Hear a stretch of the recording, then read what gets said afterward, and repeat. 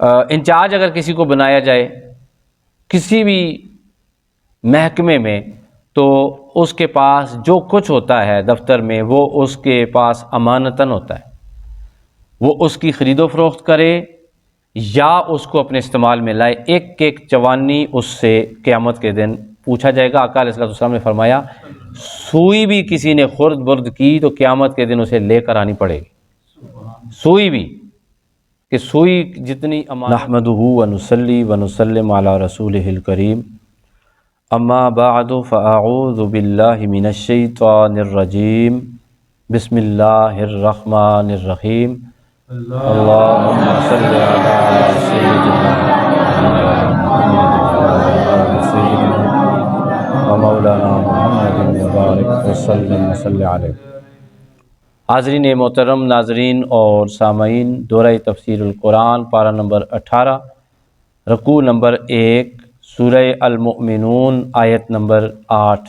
اللہ تعالیٰ کی بارگاہ میں دعا ہے کہ وہ ہم سب کو قرآن حکیم کو سمجھ کر اس پر عمل پیرا ہونے کی بھی توفیق عطا فرمائے۔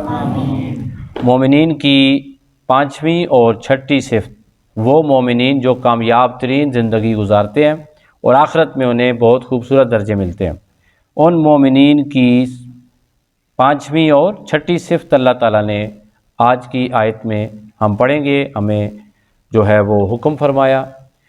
اللہ تعالیٰ ارشاد فرماتے ہیں والذین ہم، اور اس کو اگر عطف کے ساتھ ملائیں تو معنی بنتا ہے بے شک کامیاب ہوئے وہ مومن، والذین ہم، وہ جو ہیں، لِأَمَانَاتِهِمْ، اپنی امانتوں کی، وَعَهْدِهِمْ، اور اپنے وعدوں کی، راعون، پاسداری کرنے والے، یعنی اپنے وعدوں کو بھی پورا کرنے والے ہیں، اپنی جو ان کی ذمہ لی ہوئی امانتیں ہیں، یعنی جن امانتوں کو انہوں نے قبول کیا ہے ان امانتوں کی بھی وہ حفاظت کرنے والے ہیں۔ یہ دو ایسی صفات ہیں کہ جو بہت ہی کمال کی صفات ہیں۔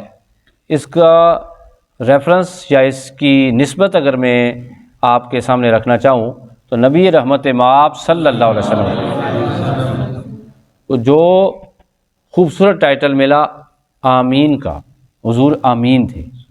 مکہ کے کافر، مشرک، دشمن آپ کو آمین کہتے تھے کہ یہ ایسی ہستی ہیں جو غیروں کی کسی بھی چیز میں جب امانت ان کے پاس رکھی جائے اور وہ اس امانت کو قبول کر لیں تو اس میں ذرا بھی فرق نہیں لاتے بلکہ پوری اس کی حفاظت کرتے ہیں۔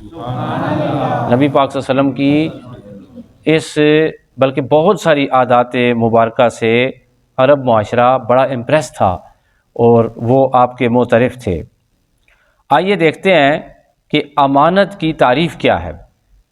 امانت کہتے ہیں کسی ایسی چیز کو جسے ایک شخص نے دوسرے شخص کے پاس بطور حفاظت رکھوایا ہو اور جس کے پاس رکھوایا ہو اس نے اس امانت کو امانتاً قبول بھی کر لیا ہو۔ اب جب قبول کر لیا تو فرض ہے اور واجب ہے کہ وہ اس کی پوری حفاظت کرے، اس کے اندر ذرا برابر بھی فرق نہ لائے۔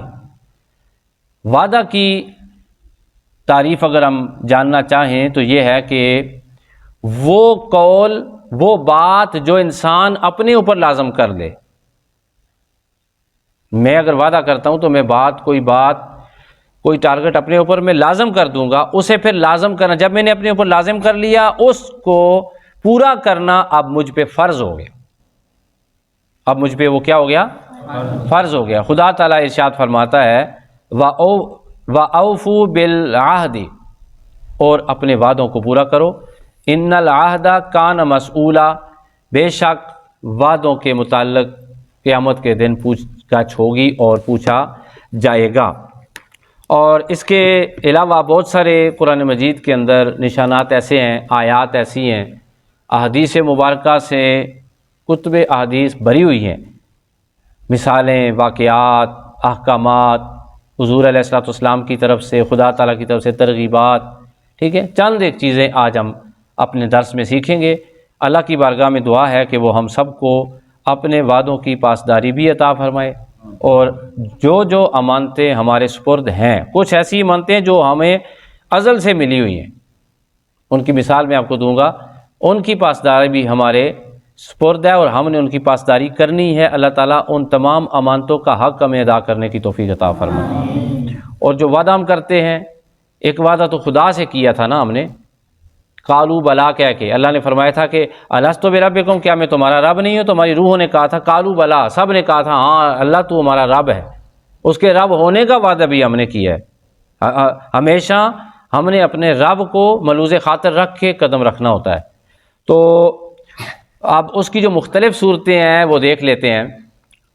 انچارج اگر کسی کو بنایا جائے کسی بھی محکمے میں، تو اس کے پاس جو کچھ ہوتا ہے دفتر میں وہ اس کے پاس امانتاً ہوتا ہے، وہ اس کی خرید و فروخت کرے یا اس کو اپنے استعمال میں لائے، ایک ایک چوانی اس سے قیامت کے دن پوچھا جائے گا۔ آقا علیہ السلام نے فرمایا سوئی بھی کسی نے خرد برد کی تو قیامت کے دن اسے لے کر آنی پڑے گی، سوئی بھی، کہ سوئی جتنی امانت میں خیانت کی تو قیامت کے دن اس سے پوچھا جائے گا۔ اچھا، کسی کو خزانچی بنا دیا جاتا ہے، کسی بھی سطح کا خزانچی، پاکستان کا خزانچی ہو جائے، وہ بات کا بھی رازدان ہونا، یعنی کسی کے پاس کوئی بات ہے امانتاً کسی کی، تو اس بات کا راز رکھنا بھی امانت کہلاتا ہے۔ غیبت کرنا بھی امانت میں خیانت ہے۔ بہت ساری مثالیں ہیں، صرف چند مثالیں آج ہم نے سیکھی ہیں۔ شوہر کی غیر موجودگی میں عورت اگر کسی غیر مرد کے لیے خواہش کرے یا مرد اپنی بیوی کی موجودگی میں، شادی کی موجودگی میں کسی غیر عورت کی خواہش کرے تو وہ بھی امانت میں خیانت ہے۔ آگے حدیث آ رہی ہے، آپ سنیں گے، سخت حدیث آ رہی ہے اس کے بارے میں۔ حضرت اسماعیل علیہ السلام، اس نام سے کون ہے جو واقف نہیں؟ قرآن حکیم نے انہیں بہت سارے ٹائٹل دیے اور ایک خوبصورت عنوان آپ کو دیا کہ آپ وعدے کے سچے تھے۔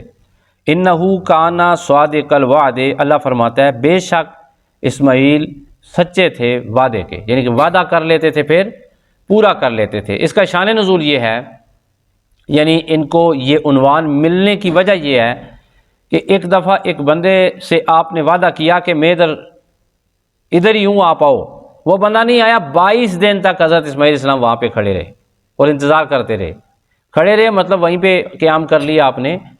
تو اس وعدے کی تکمیل پر وہ بندہ جب پلٹ کے آیا تو حیران رہ گیا کہ آج اتنے دن ہو گئے آپ ادھر ہی موجود ہیں، میں ذہن میں نہیں رہا تھا۔ آپ نے کہا دیکھو، اسی طرح آقا علیہ السلام کے متعلق بھی مستند روایات سے ہے کہ آقا علیہ السلام 3 دن تک وہاں پہ انتظار کرتے رہے۔ آپ نے فرمایا مجھے تو نے تھکا دیا ہے، مجھے مشقت میں ڈال دیا ہے۔ تو حضرت اسماعیل علیہ السلام کی اس ادا پہ اللہ تعالیٰ نے آپ کو وعدہ کے سچا ہونے کا عنوان قرآن میں عطا فرمایا، یعنی کہ وعدے کے سچے ہیں، وعدہ جو کر لیتے ہیں پورا کر لیتے ہیں۔ میں سوچ رہا ہوں کہیں نہ کہیں میں بھی کمزور ہوں۔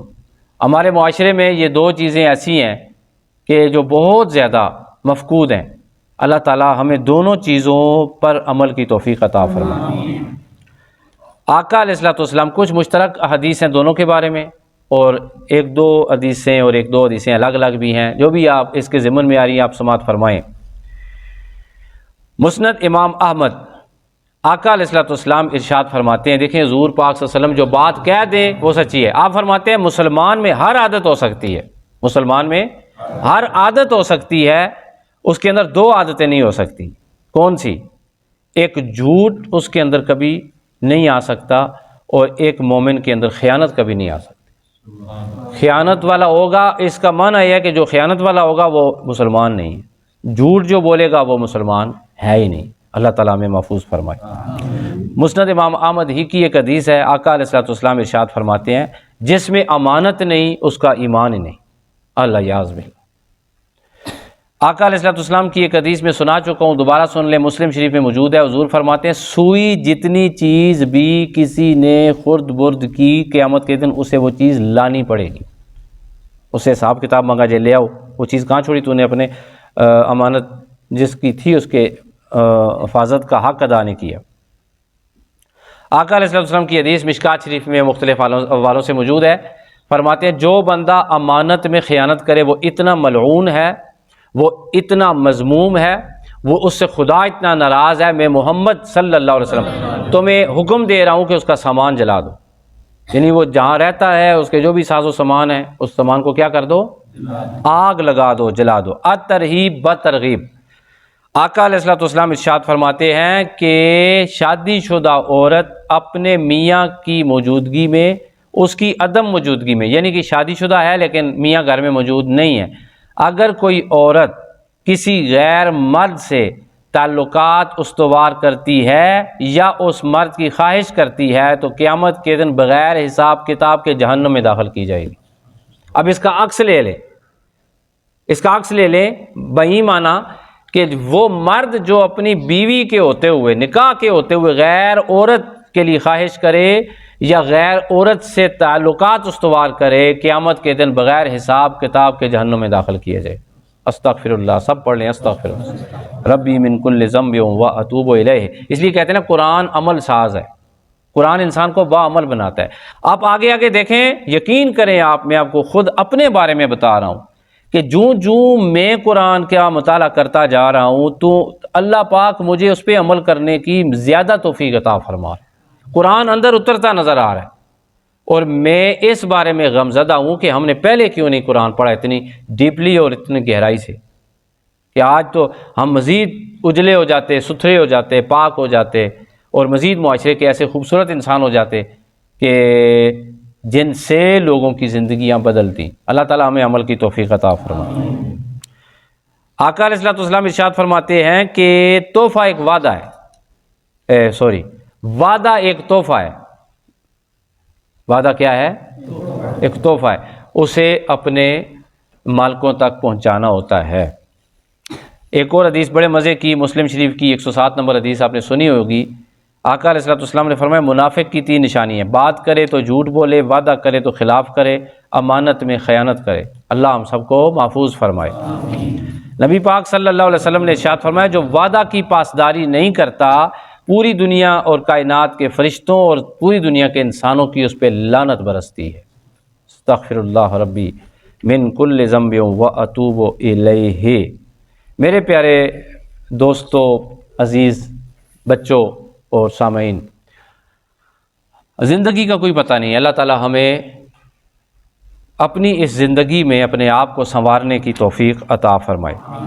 آخر میں اب ہم یہ جاننا چاہیں گے کہ وہ چیزیں جو خود بخود ہی ہم ان کے امین ٹھہریں گے اگر ہم نے ان امانتوں کا حق ادا کیا۔ مثال کے طور پہ اللہ نے نگاہیں دی ہیں، اللہ پاک نے آنکھیں دی ہیں، یہ آنکھیں محرم کو دیکھیں، یہ آنکھیں قرآن کے ورق کو دیکھیں، یہ آنکھیں غیر محرم کو نہ دیکھیں۔ یہ آنکھیں دیکھیں تو قیامت کے دن چہرہ مصطفیٰ دیکھیں یا چہرہ خدا دیکھیں۔ سبحان اللہ۔ ہم اگر غیر محرم کو دیکھیں گے، اپنی نگاہیں میلی کریں گے، تو مجھے بتاؤ قیامت کے دن رب ذوالجلال کا دیدار ہمیں کیسے نصیب ہوگا؟ ہو سکتا ہے قیامت کے دن ان نگاہوں کو اتنا آلودہ کر لیں، اتنا میلا کر لیں، اتنا گندا کر لیں، اتنا ہم ان کو اٹھی ہوئی ہوں ہماری نگاہیں، اندر تک نور سارا خراب ہو جائے، فطور بن جائے، تو قیامت کے جب حضور پاک کا مکھڑا سامنے آئے، ہو سکتا ہے حضور چہرہ ہی پھیر لیں، تو پھر کیا ہو؟ استغفر اللہ ربی من کل ذنب واتوب۔ یہ ہاتھ امانت ہیں، ان سے گناہ نہیں کرنا، یہ پاؤں امانت ہیں، ان سے گناہ نہیں کرنا، یہ سماعتیں گناہ ہیں، کوئی غلط بات نہیں سننی، یہ الفاظ امانت ہیں، اچھے ادا کرنے ہیں، ٹھیک ہے؟ اب دیکھیں نا، آپ کے پاس بیلنس ہے نا، تو آپ اپنے والدین کو کال کرتے ہیں، آپ کسی عزیز کو بیماری کے لیے، تیمارداری کے لیے کال کرتے ہیں تو ثواب ہے۔ اب اسی کال کو غلط استعمال کرتے ہو تو کتنا بڑا عذاب اور گناہ ہوگا۔ اسی طرح الفاظ ہیں، سماعتیں ہیں، آنکھیں ہیں، ہاتھ ہیں، لمس ہے، اور دماغ کی سوچیں اور فکریں جتنی پاکیزہ ہوں گی اتنی انسان کی روح پاکیزہ تر ہوگی۔ اللہ تعالیٰ کی بارگاہ میں دعا ہے کہ وہ ہم سب کو آج کی آیت کی روشنی میں جو تعلیمات ہمارے سامنے آئیں ان دونوں پر عمل کی توفیق عطا فرمائے۔ وآخر دعوانا